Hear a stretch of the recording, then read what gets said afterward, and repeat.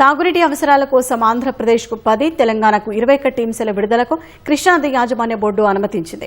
హైదరాబాద్ జలసౌధలో జరిగిన కేఆర్ఎంబీ త్రిసభ్య కమిటీ సమావేశంలో ఈ నిర్ణయం తీసుకున్నారు. తాగునీటి అవసరాల కోసం మే నెలాఖరు వరకు సాగర్ కుడి కాలువ నుంచి 10 టీఎంసీలు ఇవ్వాలని ఏపీ ఇప్పటికే కోరింది. జులై నెలాఖరు వరకు శ్రీశైలం నుంచి 5, సాగర్ నుంచి 13 టీఎంసీల నీరు ఇవ్వాలని తెలంగాణ విన్నవించింది.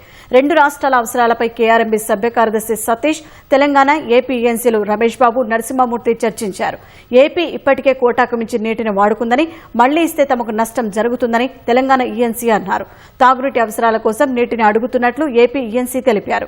అందుబాటులో ఉన్న నీటిని తాగు అవసరాలకు వాడుకునేలా నిర్ణయం తీసుకుందామని బోర్డు సభ్య కార్యదర్శి సూచించారు. ఏపీ విజ్ఞప్తి మేరకు ఆగస్టు నెలాఖరు వరకు సాగర్ కుడి కాలువ నుంచి 10 టీఎంసీలు ఇచ్చేందుకు అనుమతించారు.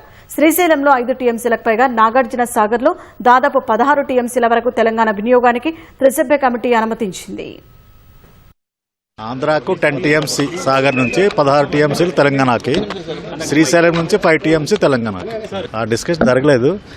14th అసైన్ మీటింగ్ ఉంది కాబట్టి మేబీ ఈరోజు only drinking water needs discuss చేస్తాం అండ్ వెరీ కార్డియల్గానే డిస్కస్ చేస్తాం. అంటే జనరల్ ఎజెండా అది ఆల్రెడీ కమ్యూనికేట్ చేశారు. ఆగస్ట్ 15th వరకు drinking water needs from now onwards.